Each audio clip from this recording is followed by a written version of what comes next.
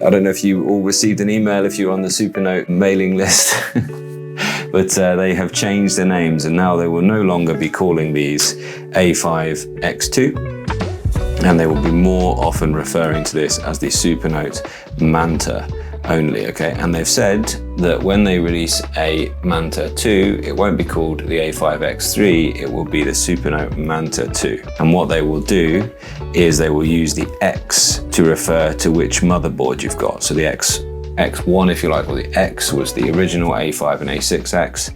This has the X2 motherboard, which if I show you on the Nomad Crystal, that thing in there, that processor and SoC in their system on chip, that is the X2 in there. And actually you could take that out of this, and you could put in an X3. So this is their modular approach.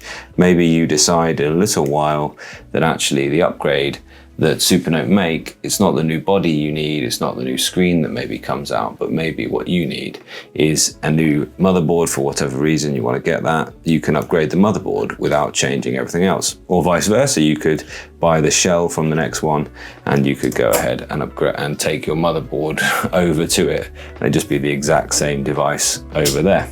They're two sort of sizes.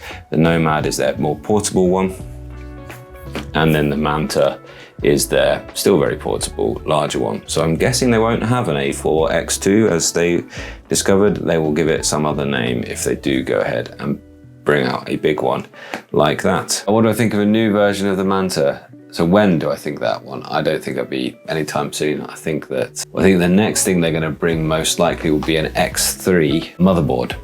So you'll be able to upgrade the motherboard, probably with an eye to allow the thing to have better deghosting performance, and probably with an eye to allow it to have like full Android experience. So that's why I think it's coming next for that. And then I think there'll be a A4, but they won't call it A4 something, they'll give it another name.